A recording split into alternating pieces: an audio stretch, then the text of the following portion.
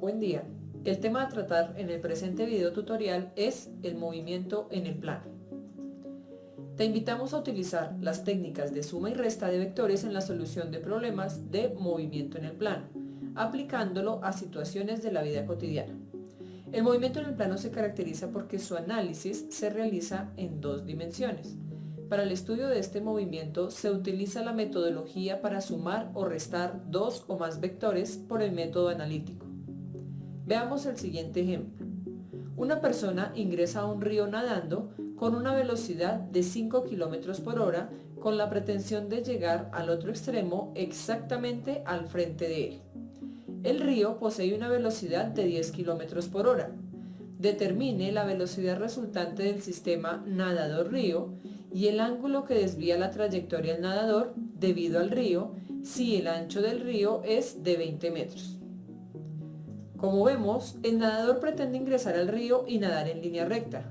Sin embargo, la velocidad del río va a afectar la trayectoria que pretende seguir el nadador, desviando el camino e impidiéndole su propósito. Para saber qué tanto lo desvía el río, se ha de tener en cuenta que la suma del vector velocidad del nadador y el vector velocidad del río darán la velocidad resultante del sistema nadador-río debido a la influencia del río. Para determinar su magnitud, podemos utilizar el teorema de Pitágoras.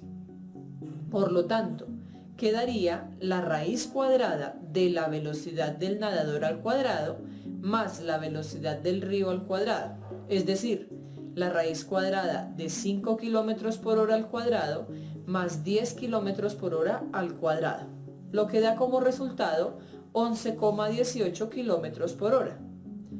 Para calcular el ángulo que desvía el nadador su trayectoria, utilizamos la razón trigonométrica tangente.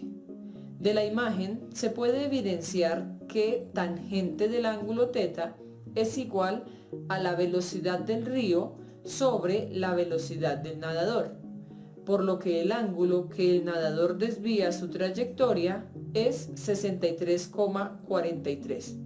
Si en tu calculadora oprimes una tecla como la que se te muestra en la imagen, obtienes 63 grados, 26 minutos, 5 segundos. Aquí tenemos otro ejemplo. Un avión viaja con una velocidad de 500 km por hora hacia el norte, manteniendo una altitud constante. De repente, una ráfaga de viento cruza la trayectoria del avión con una velocidad de 80 km por hora con una dirección de 30 grados al sur del este. Determine la velocidad resultante del avión debido al viento y el ángulo que desvía el avión su trayectoria. El avión se dirige hacia el norte y la ráfaga de viento cruza la trayectoria del avión a 30 grados al sur del este. La ráfaga de viento afectará la trayectoria del avión. Para calcular la nueva trayectoria del avión, es necesario que calculemos las componentes rectangulares del vector velocidad del viento. La componente que se encuentra sobre el eje horizontal se calcula multiplicando el vector velocidad del viento por el coseno de 30 grados. Y la componente que se encuentra sobre el eje vertical se calcula multiplicando el vector velocidad del viento por el seno de 30 grados. Así, obtenemos que la velocidad del viento en el eje X es 69,28 km por hora y la componente Y del vector velocidad del viento es 40 km por hora. Luego, hacemos la suma de vectores en el eje horizontal, en el cual solo se encuentra la componente de la velocidad del viento hacia la derecha, por lo que será positivo. Luego, sumamos los vectores que se encuentran en el eje vertical. Allí encontramos el vector velocidad del avión, positivo por estar orientado hacia arriba, y el vector velocidad del viento en el eje vertical, negativo por estar hacia abajo. Al hacer la operación obtenemos 460 km por hora, obteniendo dos vectores netos sobre los ejes, tal como se muestra en la figura.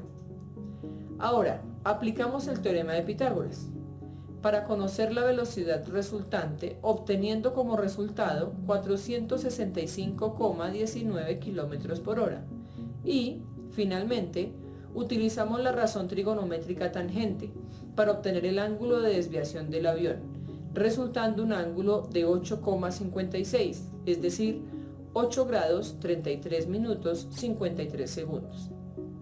En el próximo video trataremos el tema de movimiento semiparabólico, en el cual se aplicará el análisis vectorial. Gracias por tu atención. Hasta pronto.